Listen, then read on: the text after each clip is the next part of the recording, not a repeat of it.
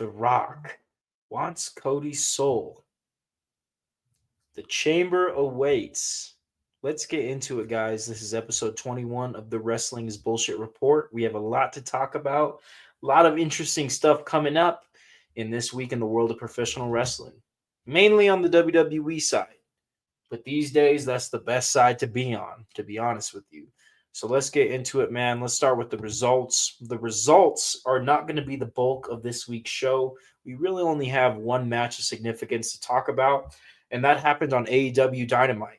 Powerhouse Hobbs defeated Big Bill in a street fight. Was it the best street fight ever?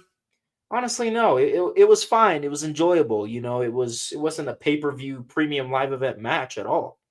But nonetheless, it was significant. We had some really cool spots, including Big Bill going through the barbed wire table to close out the match, which looked pretty painful.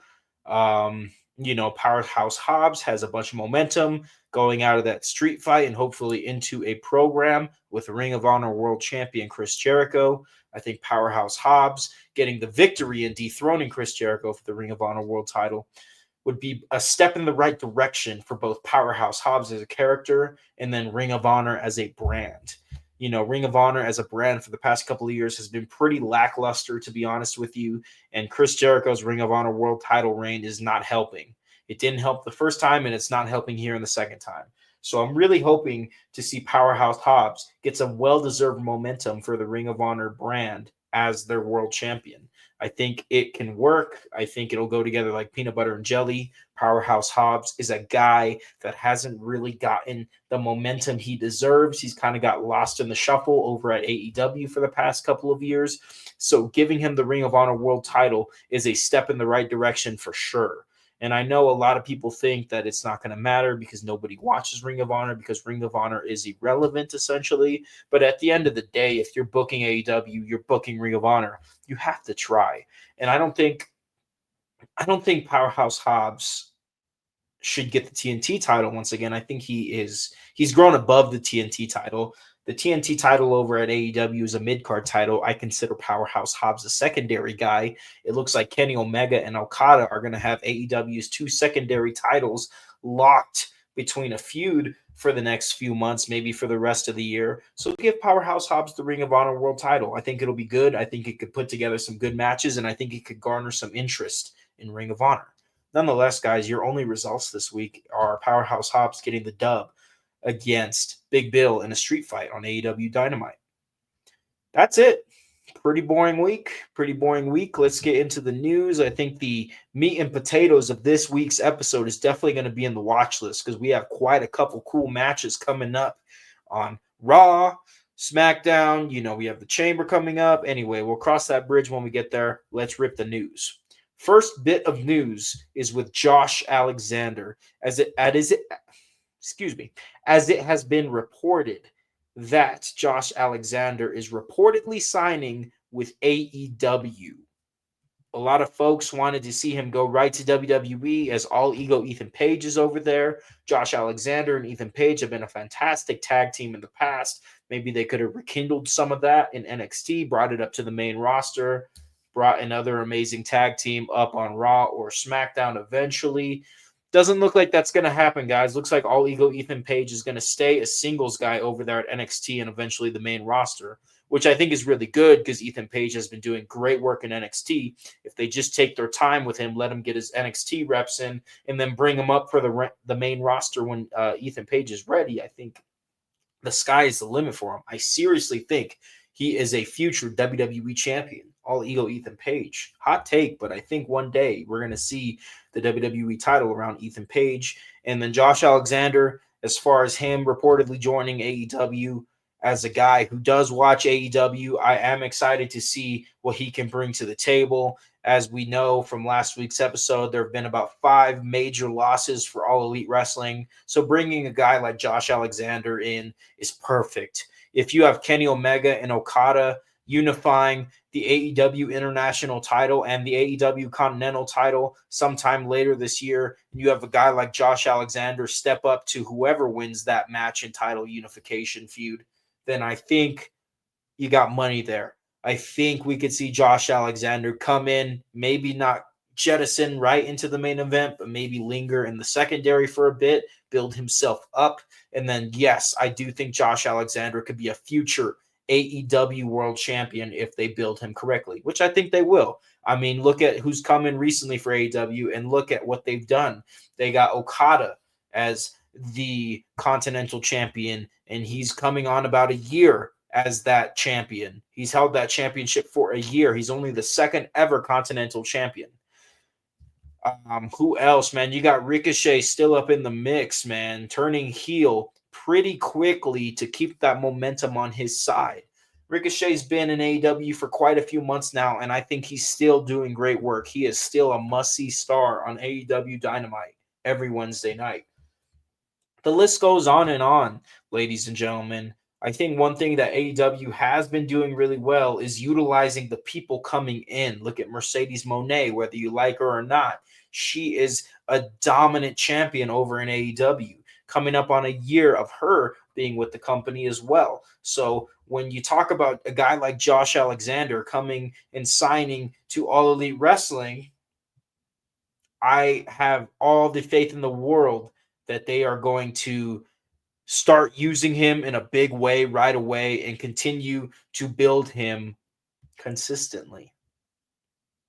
Very good stuff here, Josh Alexander heading to AEW. I'm pretty excited. I think they're going to let him go. They're going to let him wrestle. I think AEW is the place for him, truthfully. Would he have done fine in WWE? Sure, absolutely. When you look at the rosters of WWE and AEW, I think WWE's is a little bit more stacked right now. I think Josh Alexander is a little bit more likely to get lost in the shuffle if he signs with WWE. But AEW is in perfect position to bring him in and feature him prominently and consistently. So that's music to my ears, honestly. I understand if you want to follow Josh Alexander and you're not the biggest fan of AEW, I understand it could be a bummer, but that's not the case with me personally. I am very excited to see what Josh Alexander has for us in All Elite Wrestling. We got two more bits of news here before we get into the watch list.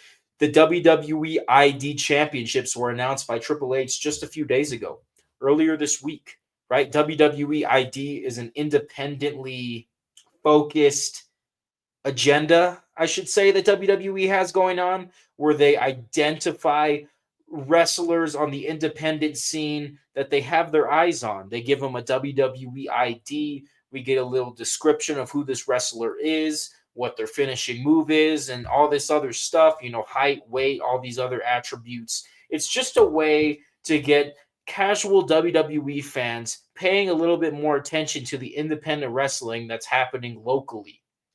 And I think the WWE ID program is fantastic. It's this simple. If it highlights wrestlers on the independent scene, then it's music to my ears. I think it's good. I think we should be spending more times at our local wrestling shows happening in whatever cities are nearest to us. And the WWE ID program gives us the opportunity to check in on this list of independent wrestlers and say, oh, look, this is a wrestler that's just been WWE ID'd.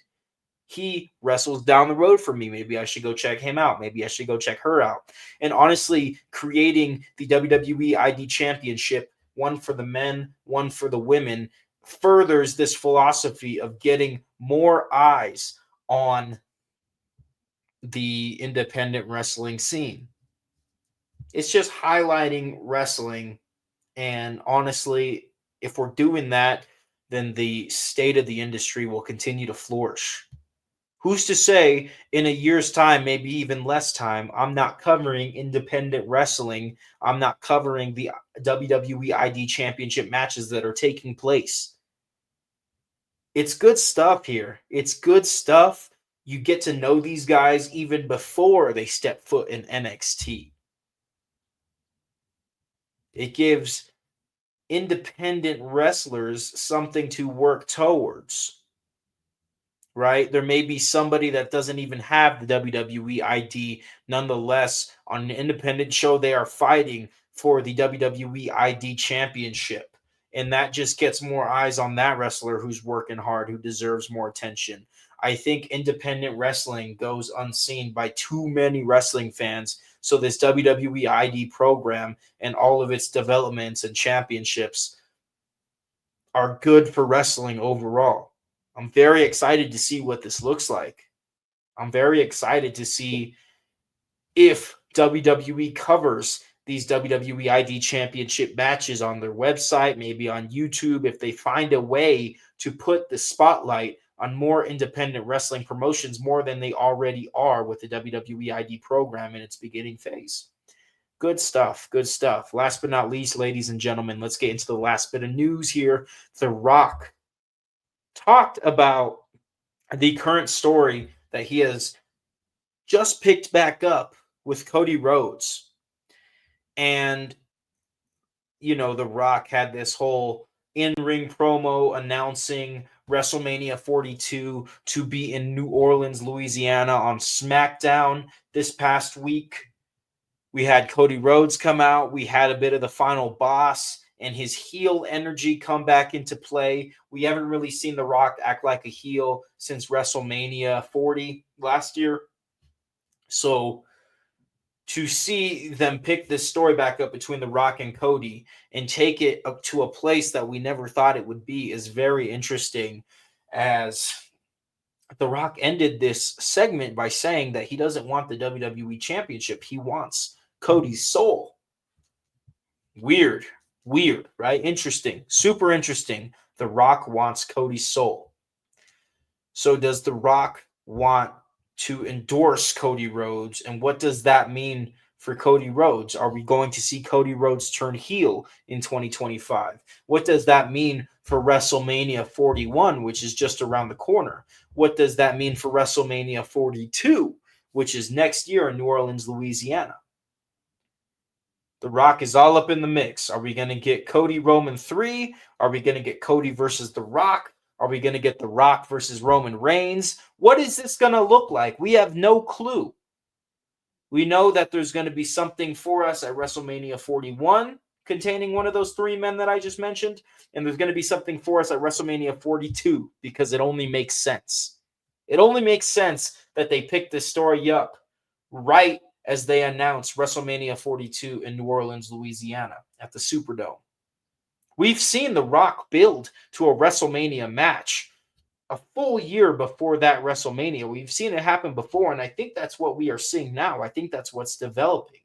What's most interesting is after the announcement of WrestleMania 42 in New Orleans next year, we had The Rock step up for a press conference after the SmackDown show. And what he had to say was he looks to expand WWE stories beyond needing a match. And that's real interesting because at first, when you hear that, you're like, what? This is a pro wrestling show. How are we going to fancy the idea of not ending a story on a pro wrestling show with a pro wrestling match? If that's your thought process after hearing me say that, after hearing The Rock say what he said at the press conference recently, then I would agree with you. That was my idea as well. And now that I've had a little bit of time to think about it, I think he's trying to say this. The Rock is older.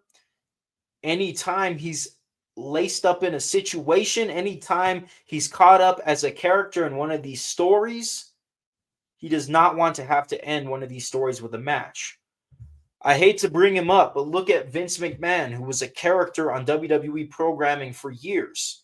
Not all of the stories that he was enveloped in ended in a match because he wasn't a character that wrestled. He did get in the ring every now and then, don't get me wrong. He got in the ring quite a few times. But there were several stories with Vince McMahon involved that did not see him end the story in the ring bell to bell. And I think that's what The Rock is trying to get at here. Because The Rock is such a popular wrestler, such a fantastic wrestler and sports entertainer, anytime he gets himself into a story on WWE programming, the fans are going to want to see him end that story in a match. And I think what he's trying to get at here through these comments that he said at the press conference that may be alarming to some, I think he's trying to say that he wants to take more of a backstage role, not necessarily a general manager role, but a backstage personality role, if you will, where he will be included in stories for the next few years, but not all these stories are going to see The Rock in the ring. With that being said, I do think The Rock has at least one more match in him, and I think that's, of course, with Roman Reigns. Realistically, because we've been building this up with Cody Rhodes, I do think The Rock and Cody Rhodes should definitely have a match. But The Rock did go on to specifically say he doesn't think that The Rock and Cody need to have a match to end their story. And I can see what he's saying. I don't think it's absolutely necessary, but why wouldn't you do it? I don't think we're leading to a match with The Rock and Cody anytime soon, but I think we could tell a long story here and get to that match eventually.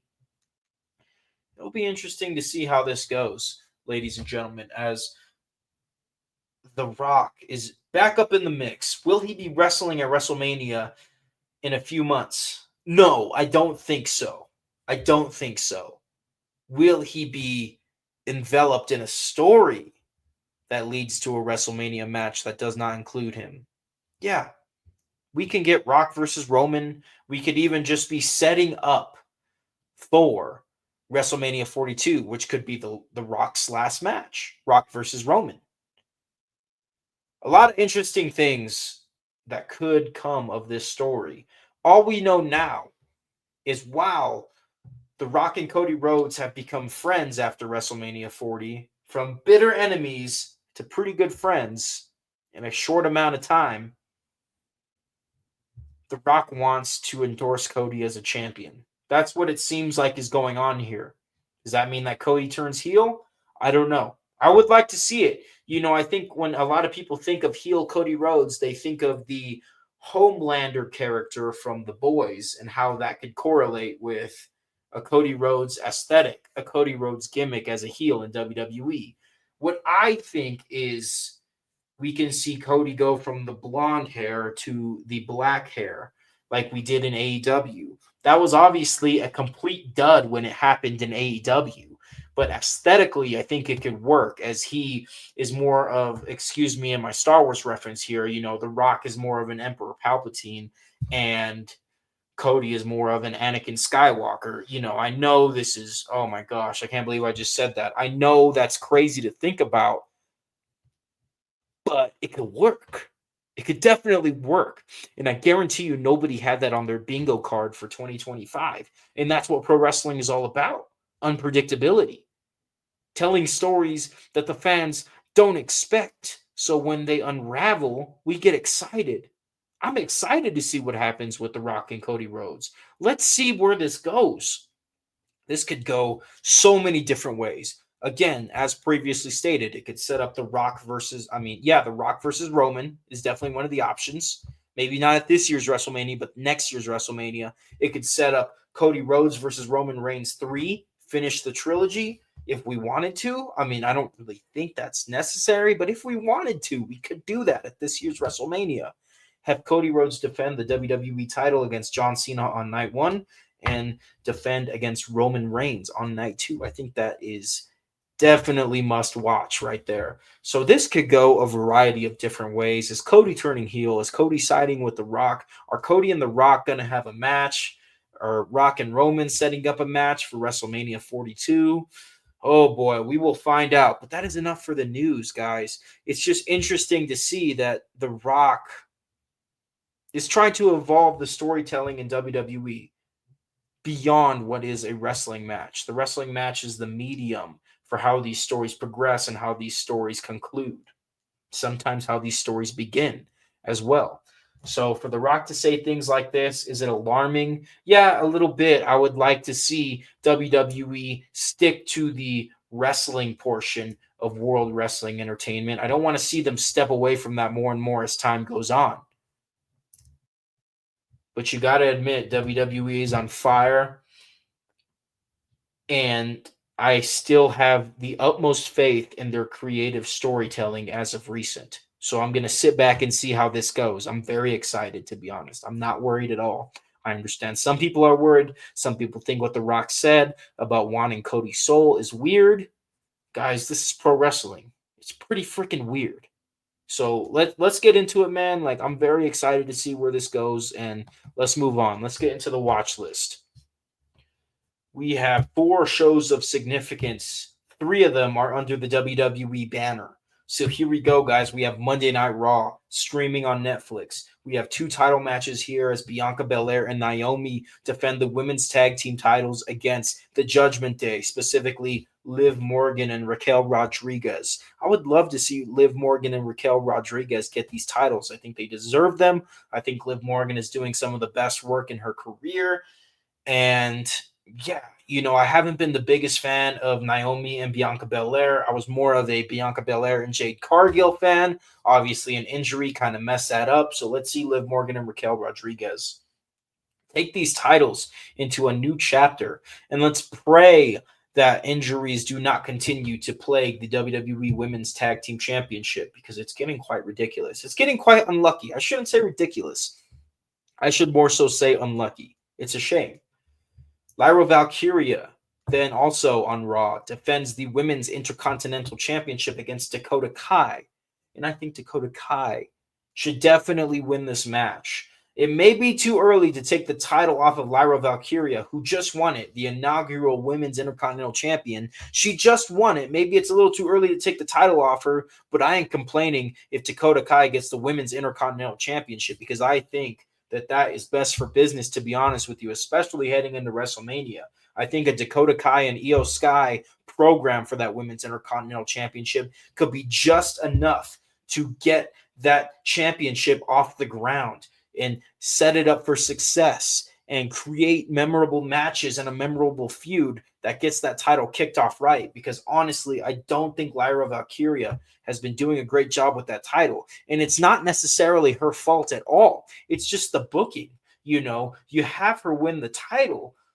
What was it? A little over a month ago. And then I feel like we haven't followed up on that momentum since. I understand you want to space things out, maybe take things a little slow, but you got to find the balance between going too fast and going too slow. I don't think the Women's Intercontinental title has any momentum right now, and it just started. I would love to see Dakota Kai win this match for sure, but if they don't put the title on Dakota Kai, I totally understand. I totally understand that you want to do stuff with Lyra Valkyria and set her up for success. I just think Dakota Kai versus Io Sky at Mania for that women's IC title is what success looks like for the Women's Intercontinental title.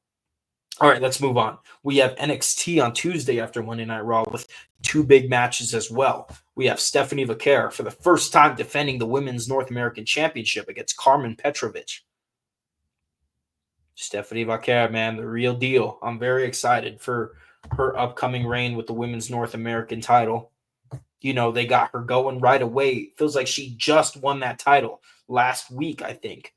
And now she's having her first defense on NXT. This is exactly the stuff we should be seeing with the Women's US title and the Women's Intercontinental title on the main roster. So take notes, because women's wrestling in NXT is as good as it has ever been. Women's wrestling on NXT is it. It's got that it factor for sure, as we see Stephanie Vaquer step up to defend the title about 2 weeks past winning the title. Good momentum. We also have Moose defending the X Division Championship against Lexis King. You heard that right. A TNA Championship being defended in NXT, as Moose made his NXT debut last week, squaring off against Obafemi. We look forward to that match. Yes, we do. Moose versus Obafemi. I'm a huge Moose fan, man. He's my favorite wrestler in TNA. And they've got the Hardys over there. They got Joe Hendry over there. And Moose is my guy. That is how special Moose is. I grew up as a Hardys fan. I'm literally prioritizing Moose as a favorite over the Hardys, which I grew up loving. And Joe Hendry, who's hotter than ever. So yeah, Moose will defend the X Division Championship against Lexis King on NXT. And it's good to see the X Division Championship going to NXT, a WWE branded product. That is super cool, man. That is crazy, in my opinion. I think back to the days where we never thought we would see such a thing, and it is crazy that it is happening now. Wednesday, AEW Dynamite. Konosuke Takeshita defends the AEW International Championship against Orange Cassidy, and the winner of this match is guaranteed to go up against Kenny Omega at AEW Revolution sooner rather than later, in about 2 weeks' time, if I'm not mistaken. I think Takeshita retains here in a good match against Orange Cassidy. It's good to see Orange Cassidy back on AEW Dynamite, used in a prominent role right away, getting into a title match with Takeshita, a dominant AEW International Champion, and the winner goes on to take on Omega to defend the AEW International Championship against Kenny Omega at AEW's next pay-per-view. Must-watch stuff. Absolutely. Don't get it twisted. Last but not least on the watch list is, of course, WWE's premium live event, Elimination Chamber, coming out of Toronto, Canada. We have got 3 matches of significance here to talk about. We've, of course, got the Women's Elimination Chamber match where the winner will go on to face Rhea Ripley at WrestleMania for the Women's World Championship. We have the Men's Elimination Chamber match where the winner will go on to face Cody Rhodes for the undisputed WWE Championship. And we have Kevin Owens versus Sami Zayn, 2 Canadian good boys in Toronto, wrestling, fighting in an unsanctioned match. Those guys are going to kill each other, man. It's going to be must-watch wrestling. Kevin Owens versus Sami Zayn in Toronto. Very excited. I hope it's in Toronto. I don't think it's in Montreal. I believe it's in Toronto. So let's hope that I'm right and not just spreading false information. Nonetheless, the matches that I have announced are going to happen at the Elimination Chamber Premium Live event this Saturday, March 1st. Very excited for that, guys. If you watch anything on this week's watch list, watch the Elimination Chamber Premium Live event. We will also get an idea of what is boiling, what is developing between The Rock and Cody Rhodes, as there will be a segment between The Rock and Cody Rhodes.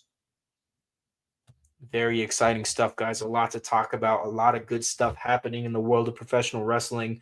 I'm fired up. I'm excited. WrestleMania is right around the corner. We got AEW Revolution coming up. It's a good time to be a fan. I say it every week. It's a good time to be a fan. All right, I'll catch you guys next week where we digest all of the wrestling and all of the content that will come out of the Elimination Chamber Premium Live event that WWE will be putting on, as well as everything else that was talked about on this watch list. So let's get it, guys. I'm very excited. I got nothing else to say. Have a good week. Watch wrestling. Enjoy life. Be happy. Do your best. All right. Peace out.